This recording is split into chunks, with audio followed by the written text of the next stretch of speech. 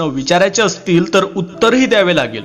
हिशोब भावनांचा आणि वेदनांचा कधीच लावता येत नाही जगात. जीवनात यश हवे असेल तर संकटांना समोर जावेच लागेल. एक गोष्ट ऐकवतो मित्रांनो, त्यातून काय शिकायचं ते तुम्ही ठरवा. एक पर्यटक अशा शहरात आला जे सर्वच उधारीमध्ये बुडले होते. पर्यटकाने 500 रुपयाची नोट हॉटेलच्या काउंटरवर ठेवली आणि म्हणाला, मी जातोय आत रूम बघायला. हॉटेलचे मालक ते 500 रुपयाची नोट घेऊन घीवाल्याकडे गेला व त्याची उधारी चुकती केली. घीवाला ते 500 रुपये घेऊन दूधवाल्याकडे गेला व त्याची उधारी भागवली. दूधवाला गेला गायवाल्याकडे, त्याने 500 रुपयांची उधारी दिली. गायवाला लगेचच चाऱ्यावाल्याकडे गेला आणि 500 रुपयांची उधारी दिली.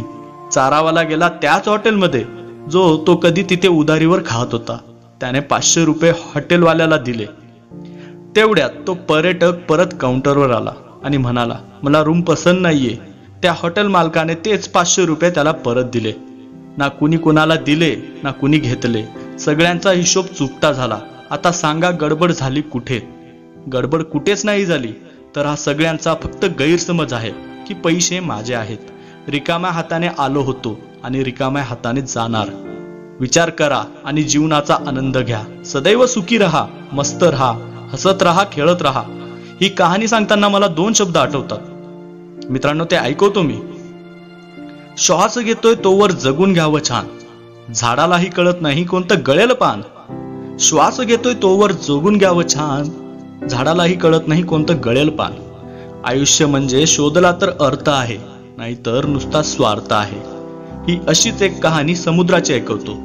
समुद्राच्या किनाऱ्यावर जेव्हा एक लाट आली तेव्हा जाताना एक लहान मुलाची चप्पल आपल्या सोबत घेऊन गेली. तो मुलगा वाळूवर पोटाने लिहितो की समुद्र चोर आहे. त्याच समुद्राच्या दुसऱ्या तटावर मासे पकडणारा खूप मासे पकडतो. तो वाळूवर लिहितो की समुद्र पालन करता आहे. एक युवक समुद्रात बुडून मरतो तेव्हा त्याची आई वाळूवर लिहिते, समुद्र खुनी आहे. एका दुसऱ्या किनाऱ्यावर एक गरीब वृद्ध वाकड्या कमरेने फिरत असतो.